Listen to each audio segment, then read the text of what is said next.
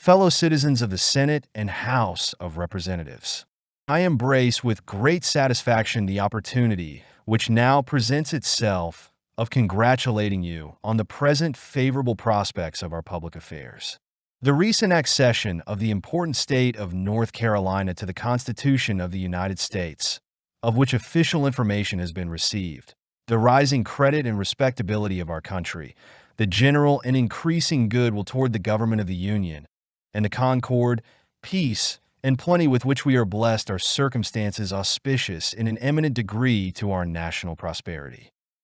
In resuming your consultations for the general good, you cannot but derive encouragement from the reflection that the measures of the last session have been as satisfactory to your constituents as the novelty and difficulty of the work allowed you to hope. Still further to realize their expectations, and to secure the blessings which a gracious providence has placed within our reach, will in the course of the present important session call for the cool and deliberate exertion of your patriotism, firmness, and wisdom.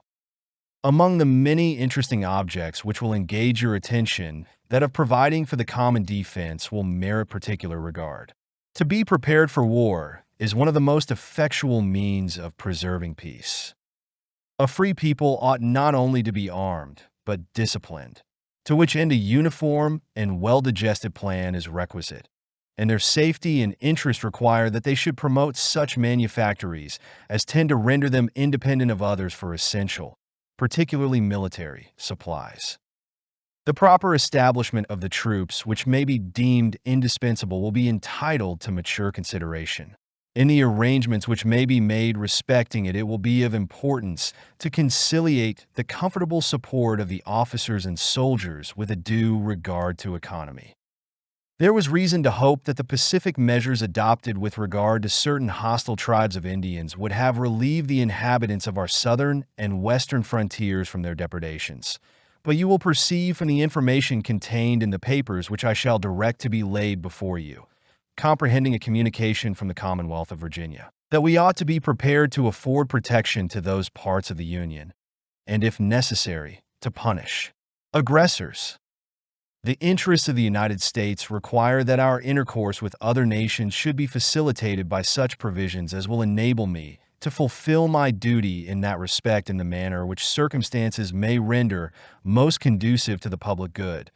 and to this end that the compensation to be made to the persons who may be employed should, according to the nature of their appointments, be defined by law, and a competent fund designated for defraying the expenses incident to the conduct of foreign affairs. Various considerations also render it expedient that the terms on which foreigners may be admitted to the rights of citizens should be speedily ascertained by a uniform rule of naturalization.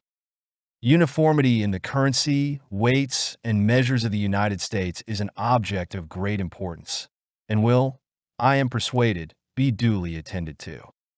The advancement of agriculture, commerce, and manufactures by all proper means will not, I trust, need recommendation. But I cannot forbear intimating to you the expediency of giving effectual encouragement, as well to the introduction of new and useful inventions from abroad, as to the exertions of skill and genius in producing them at home, and of facilitating the intercourse between the distant parts of our country by a due attention to the post office and post roads.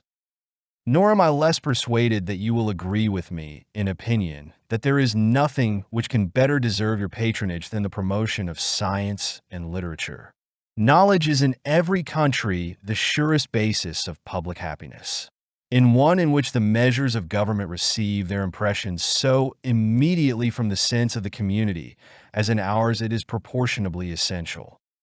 To the security of a free constitution, it contributes in various ways. By convincing those who are entrusted with the public administration that every valuable end of government is best answered by the enlightened confidence of the people, and by teaching the people themselves to know and to value their own rights, to discern and provide against invasions of them, to distinguish between oppression and the necessary exercise of lawful authority, between burthens proceeding from a disregard to their convenience and those resulting from the inevitable exigencies of society, to discriminate the spirit of liberty from that of licentiousness, cherishing the first, avoiding the last, and uniting a speedy but temperate vigilance against encroachments with an inviolable respect to the laws. Whether this desirable object will be best promoted by affording aids to seminaries of learning already established, by the institution of a national university, or by any other expedients will be well worthy of a place in the deliberations of the legislature. Gentlemen of the House of Representatives, I saw with peculiar pleasure at the close of the last session the resolution entered into by you expressive of your opinion that an adequate provision for the support of the public credit is a matter of high importance to the national honor and prosperity. In this sentiment, I entirely concur,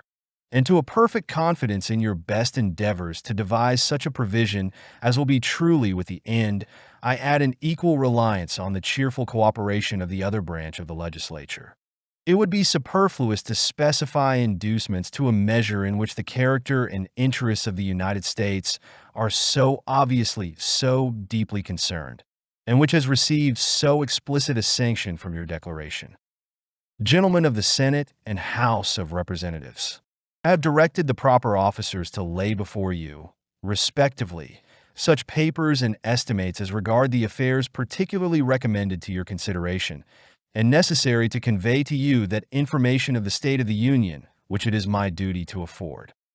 The welfare of our country is the great object to which our cares and efforts ought to be directed, and I shall derive great satisfaction from a cooperation with you in the pleasing though arduous task of ensuring to our fellow citizens the blessings which they have a right to expect from a free, efficient, and equal government. Thank you for joining us on this historical journey. Don't forget to like, subscribe, and hit the bell icon for more fascinating stories from history.